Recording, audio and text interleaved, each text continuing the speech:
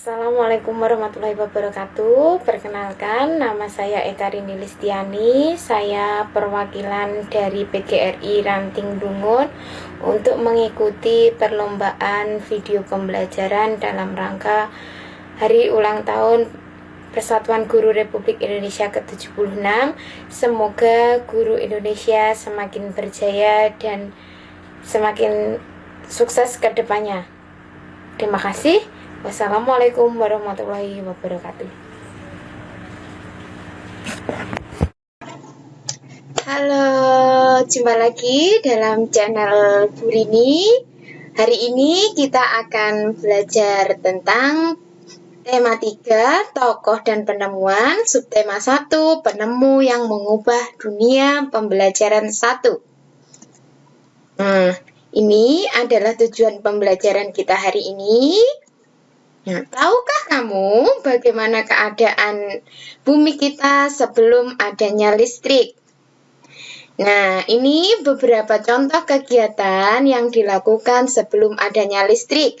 Orang-orang banyak yang belajar menggunakan cahaya lampu lilin, terus lampu teplok, pakai minyak tanah ya anak-anakku semua.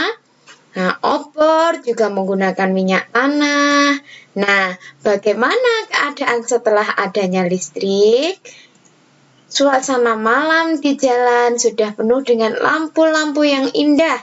Keadaan malam hari terang benderang. Jalanan juga terang. Kita juga dapat belajar dengan menggunakan pencahayaan dari lampu listrik. Nah, tahukah kalian siapa yang menemukan listrik untuk pertama kalinya? Nah, ini adalah gambar dari Michael Faraday. Siapakah Michael Faraday itu? Michael Faraday adalah tokoh penemu arus listrik. Faraday lahir tahun 1791 di Newington, Inggris. Ia belajar dari keluarga miskin dan hanya sebentar merasakan pendidikan di sekolah. Namun, ia tidak mudah putus asa anak-anakku semua. Beliau bekerja keras, berjuang, pantang menyerah, dan akhirnya berhasil membuat alat sederhana pertama yang dapat menghasilkan gelombang elektromagnetik. Nah, tahukah anak-anakku semua bagaimana perjalanan arus listrik hingga sampai ke rumah kita seperti yang kita gunakan sekarang? Nah, ini skemanya ya anak-anakku semua. Di sini tempat membentuk atau menghasilkan listrik. Ada PLTA, pembangkit listrik tenaga air, PLTU, pembangkit listrik tenaga uap, PLTB, pembangkit listrik tenaga bayu.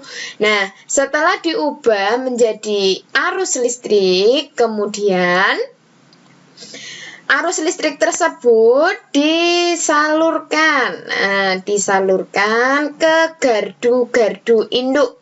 Nah, di sini disalurkan ke gardu induk melalui saluran tegangan tingkat tinggi atau sutet nggih.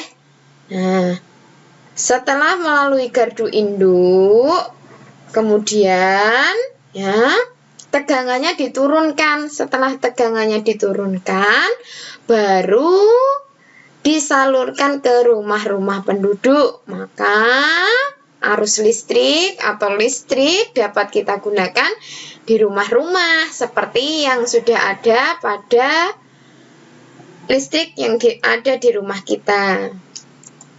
Nah, rangkaian listrik yang sering digunakan itu ada dua macam. Nah, rangkaian seri dan rangkaian paralel. Ada juga yang menggunakan keduanya, penggabungan dari rangkaian seri dan rangkaian paralel. Nah, coba perhatikan anak-anakku semua.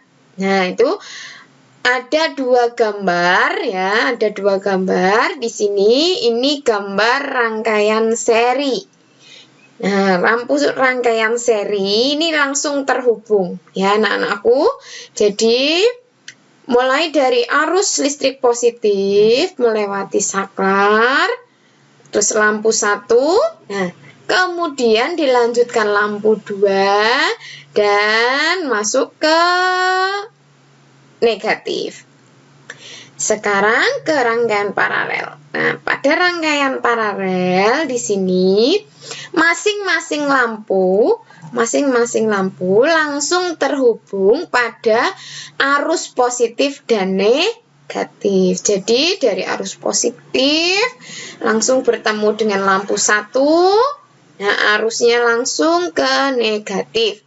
Begitu juga dengan lampu yang lainnya. Jadi tidak melalui lampu yang lain. Nah, Bu Guru sudah menyiapkan rangkaian listrik seri dan paralel. Bu Guru akan menjelaskan perbedaan keduanya. Ya, coba kita perhatikan ya. Nah, ini ya. Sini Bu Guru sudah menyiapkan rangkaian seri dan paralel. Itu ada batu baterai sebagai sumber arus listrik, kabel sebagai penghantar arus listrik, dan saklar penghubung atau pemutus arus listrik. Lampu yaitu yang mengubah energi listrik menjadi energi cahaya. Nah, holder itu tempat untuk menyimpan batu baterai, fitting atau dudukan untuk lampu. Nah, ini perbedaannya. Coba perhatikan. Pada rangkaian seri hanya ada satu jalur kabel dan pendek. Nah, sedangkan pada rangkaian paralel ada 2 kabel dan dibuat bercabang sehingga lebih banyak membutuhkan kabel. Nah, sekarang coba Bu Guru menyalakan nggih. Kita tekan tombol on pada saklar. 2 lampu menyala. Kita perhatikan bagaimana nyala keduanya ya. Pada rangkaian seri, lampu seri cahayanya agak redup. Sedangkan lampu paralel nyalanya terang. Mengapa seperti itu? Nah, coba pada rangkaian seri, jadi antara satu lampu dengan satu lampu yang lain itu terhambat. Ada hambatan atau arus listrik harus melewati lampu yang lain agar bisa ke lampu yang lainnya. Berbeda dengan lampu paralel. Rangkaian lampu paralel, arus listrik tidak melalui hambatan, jadi langsung. Arus listrik mengalir secara langsung, sehingga cahaya yang dihasilkan lebih terang. Nah, coba sekarang Bu Guru akan melepas salah satu lampu pada rangkaian seri. Kita lihat bagaimana, apa yang akan terjadi dengan lampu yang lain. Apa yang terjadi? Ternyata saat lampu mati, lampu yang lain ikut mati. Jadi, ketika salah satu lampu mati, arus listrik tidak dapat mengalir ke lampu yang lainnya pada rangkaian seri. Sehingga jika satu lampu mati, maka lampu yang lainnya pun ikut mati. Seperti itu anak-anakku. Nah, Guru pasang kembali ya.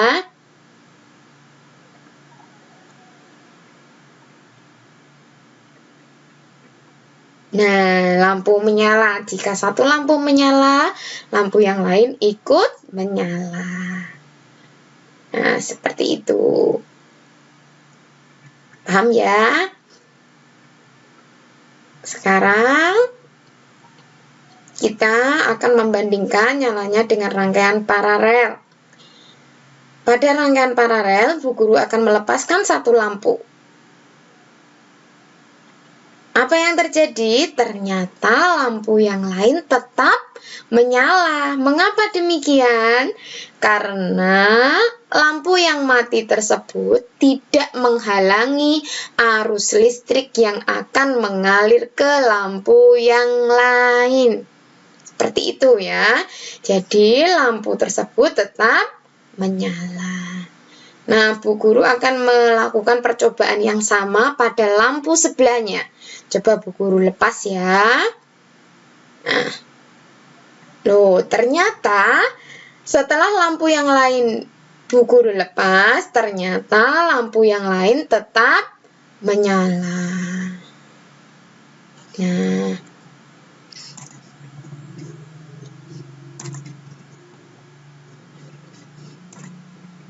Nah, ini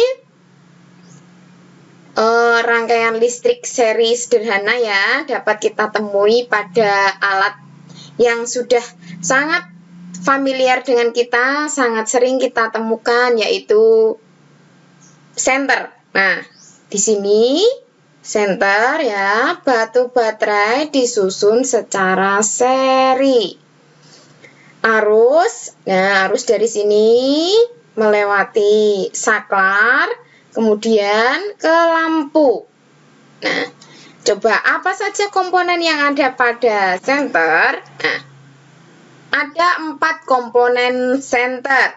Yang pertama adalah baterai. Baterai adalah sumber arus listrik yang menyediakan arus listrik. 2, ini lampu. Ya, lampu. Ini reflektornya, tapi kalau dilepas tidak ada reflektor, misal hanya lampu saja, tidak apa-apa. Terus yang ketiga, logam penghantar. Ini logam penghantar ya, sebagai pengganti kabel atau alat yang digunakan untuk menghantarkan arus listrik dari baterai ke lampu. Dan yang keempat adalah saklar. Di sini tugasnya untuk menghubungkan dan memutuskan arus listrik. Tujuannya apa? Untuk mematikan atau menyalakan lampu senter. Nah, dengan adanya listrik, kehidupan manusia mengalami banyak sekali perubahan. Coba apa sajakah itu? Nah, ketika orang dahulu sebelum ada listrik memasak nasi atau menanak nasi dengan menggunakan kayu bakar, menggunakan tungku anak-anak, jadi tidak menggunakan listrik seperti sekarang. Kalau sekarang kita menanak nasinya sangat mudah, hanya dengan menyalakan rice cooker. Zaman dulu ketika orang-orang ingin mendapatkan baju yang halus, nah, mereka harus menyetrika dengan setrika arang. Setrika arang ini berat anak-anakku semua, berat dan juga panasnya sangat tinggi. Kalau sekarang kita dapat dengan mudah menyetrika menggunakan setrika listrik. Nah, ini gambar apa ya anak-anak? Gambar kipas tradisional terbuat dari bambu. Nah, ketika dulu udaranya terasa panas, orang-orang menggunakan kipas ini untuk menyegarkan tubuh. Ya, jadi masih manual menggunakan tangan. Kalau sekarang kita tinggal menekan tombol on pada kipas angin, maka udara yang segar akan langsung mengenai kita. Jadi sangat mudah sekali. Nah, listrik mempermudah setiap kegiatan yang dilakukan oleh manusia.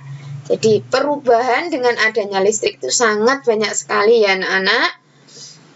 Nah, sekarang tugasnya anak-anak menuliskan, menjawab dari apa yang sudah kita pelajari tadi. Pengaruh listrik terhadap kehidupan masyarakat di lingkunganku. Nah, di kolom sebelah kiri ya, sebelum ada listrik. Nah, kolom sebelah kanan setelah ada listrik. Kira-kira alat-alat rumah tangga atau benda-benda apa sajakah yang digunakan? Seperti itu. Untuk yang kedua, anak-anak menuliskan apa saja tadi komponen-komponen pada senter. Ada 4 dituliskan dan bagaimana fungsi komponen tersebut. Nah, sekian pembelajaran kita kali ini. Sampai berjumpa lagi di kesempatan yang lain. Selamat belajar dan sampai jumpa.